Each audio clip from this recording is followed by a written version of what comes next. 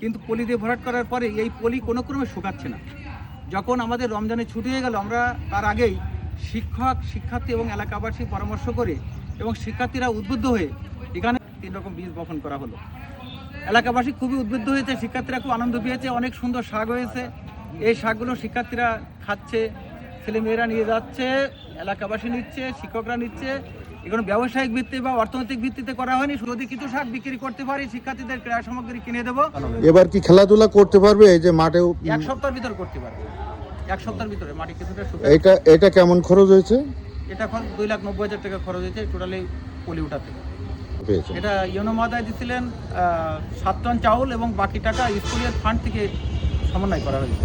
খেলাধুলাও তো করতে পারে। খেলাধুলো করতে হলে রিসেন্ট মাঠ ভরাট হয়েছে, আংশিক এবং কোনো প্রাচীর নাই, গেট নাই। রাস্তার পাশে স্কুল, অনেক শিক্ষার্থী অনেক সময় বিভিন্ন সমস্যার মুখে পড়ে।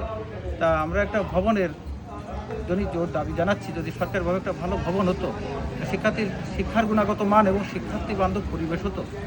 এই হচ্ছে আমার। আপনার এখন ছাত্রছাত্রী সংখ্যা কত? 2 শতাধিক শিক্ষার্থী, কিন্তু যথেষ্ট শ্রেণীকক্ষ নাই। তো একটি শ্রেণীকক্ষে 6টায় পাঠদান করতে হয়। ল্যাবে পাঠদান করছি, বারান্দায় পাঠদান করছি, হ্যাঁ, নামাজ পড়ার জায়গা নাই। অত্যন্ত কষ্টকরভাবে আমাদের চলতে হয়। অত্যন্ত শিক্ষা। আপনারা কি আবেদন করেছেন?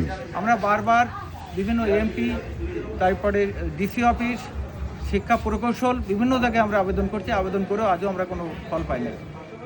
আমরা খুব আশাবাদী, অচিরে আমাদের স্কুলের জন্য একটা নতুন ভবন হয়। আমি নতুন এমপি মহোদয়ের কাছেও আমি আবেদন দেবো। আপনার এখানে শিক্ষক আছে কতজন?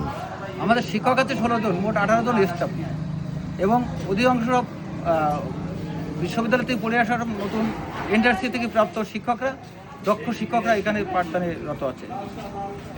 এনারা কি বেতন পান? সবাই এমপিভুক্ত, আচ্ছা। কর্মরত সবাই এমপিভুক্ত। শিক্ষার্থীর কাছ থেকে কোনো বেতন আমরা নিই না, অবৈতনিক স্কুল। কোনো শিক্ষার্থীর কাছে আমরা বেতন নিই না। এটা তো একটা ভালো উদ্যোগ। হ্যাঁ, কোনো শিক্ষার্থীর কাছ থেকে আমরা বেতন নিই না। একেবারে 6ষ্ঠ শ্রেণী থেকে 10ম শ্রেণী পর্যন্ত সবাই ফ্রি, কাউকে কোনো বেতন দিয়ে পড়তে হয় না। এটা একটা ব্যতিক্রম। হ্যাঁ, ব্যতিক্রম। স্যার, আপনাদের এই স্কুলটা কি সরকারি? আমাদের স্কুলটা বেসরকারি কাটাখালী মাধ্যমিক বিদ্যালয়, 1921 সালে স্থাপিত। কিন্তু দুঃখের বিষয়, এই স্কুলে মানে উন্নত কোনো শ্রেণী কক্ষ বা ভবন নাই। দীর্ঘদিনকে জলাবদ্ধতা, এখানে শ্রেণী মানে বর্ষাকালে শ্রেণী কক্ষে সহ এখনও শ্রেণী কক্ষের ভিতরে এখনও পানি আছে। মেয়েদের শৌচাগার পানিতে বিলাবিত, ডিপ টিউবওয়েল নাই এবং কোনো উন্নত ভবন নাই। এখানে শিক্ষার মান খুবই উন্নত। এবারও স্কলারশিপ পেয়েছে এবং এসএসসি তথা টপ 10-এর ভিতরে, উপজেলার টপ 10-এর ভিতরে আমাদের স্কুলের রেজাল্ট সবসময় থাকে। কিন্তু সরকারি কোনো ভবন না থাকে আমাদের পাঠদান খুব ব্যাহত হচ্ছে। শিক্ষার্থীরা অনেক ভোগান্তির মধ্যে থাকে। বর্ষাকালে সাঁকো দিয়ে যাতায়াত করতে হয় এই শ্রেণী কক্ষে ঢুকতে গেলে।